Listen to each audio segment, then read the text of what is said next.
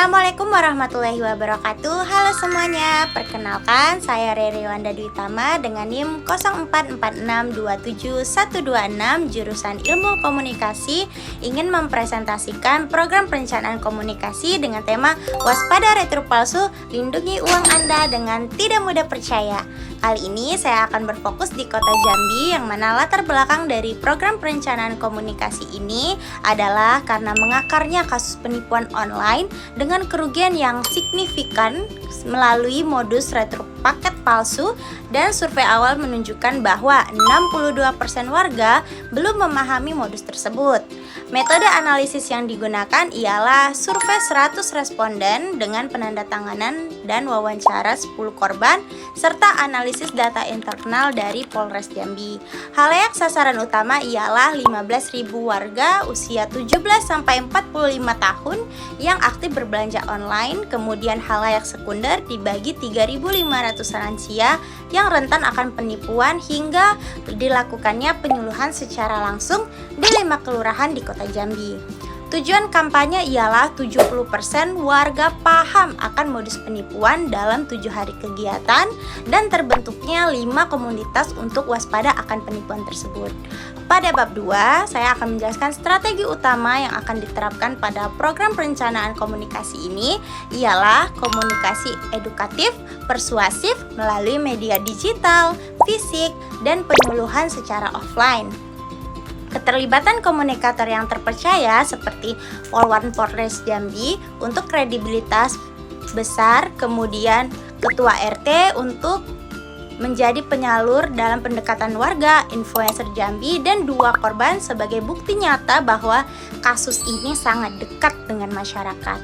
Beberapa taktik utama yang dapat diterapkan dari program perencanaan ini adalah video pendek edukasi, poster, waspada retur palsu, penyuluhan 5 kelurahan, live Instagram untuk Q&A, lomba konten, storytelling di WA Group, hingga penggunaan hashtag waspada retur palsu. Kemudian pada bab 3 terdapat rencana aksi 7 hari program perencanaan ini, yang mana pada hari pertama diadakan rapat tim, produksi 1 video, posting konten pertama di Instagram maupun di TikTok hingga WhatsApp. Dilanjutkan dari hari kedua untuk mencetak dan memasang 100 poster dan 10 titik hingga membuat video kedua. Lalu di hari ketiga dilakukan penyuluhan kelurahan Kota Baru berjumlah target 100 warga, kemudian memproduksi video ketiga. Lalu kegiatan hari keempat ialah live Instagram untuk tanya jawab bersama Polwan dengan target 500 penonton dan penyuluhan kelurahan Telanai. Hari kelima akan dilakukan penyuluhan di Pasar Jambi, kemudian meluncurkan lomba konten dengan target 30 peserta. Setelah itu penyuluhan 2 kelurahan terakhir seperti Danau Sipin dan Lingkar Selatan pada hari ke-6 serta rapat kampanye. Hari terakhir dilakukan pretest dan posttest untuk 50 responden. Evaluasi tim, pengumuman pemenang lomba, dan pembentukan 5 komunitas. Total target output dari perencanaan program ini ialah 5 penyuluhan, 3 video, 20 poster, 1 live session, 1 lomba, dan 5 komunitas. Untuk bab 4 berkaitan dengan monitoring dan evaluasi yang dilakukan secara harian, baik berbentuk input, proses, output, outcome, hingga teknik evaluasi seperti pretest dan post-test, kuesioner, analisis media sosial mendalam, maupun data internal kepolisian. Indikator keberhasilan yang dapat diterapkan ialah knowledge sebesar 30%, kemudian analisis media sosial dengan jangkauan 50.000, peserta penyuluhan yang ditargetkan 500 orang, hingga komunitas yang terbentuk pada 5 kelurahan, hingga penurunan yang signifikan pada 3 bulan setelah dilakukannya penyuluhan.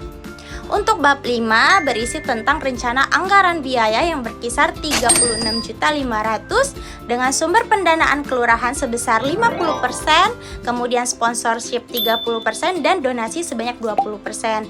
Tim pelaksana akan berjumlah berkisar 22 orang termasuk penanggung jawab, koordinator program, kemudian tim konten, admin media, admin lapangan, hingga 8 komunikator yang terpercaya.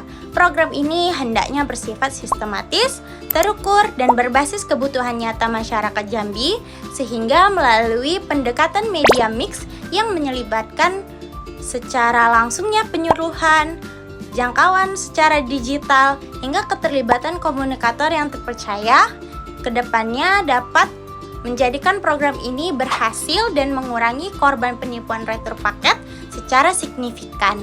Untuk itu, perlu dilakukannya monitoring berbasis skala panjang hingga kolaborasi dengan marketplace untuk mengetahui apakah program perencanaan ini berhasil atau justru perlu dilakukan perbaikan. Sekianlah yang dapat saya sampaikan. Mohon maaf apabila ada kekurangan dalam penyampaiannya, dan terima kasih saya ucapkan kepada tutor yang telah memberikan waktu dan kesempatannya untuk menilai tugas 3 saya.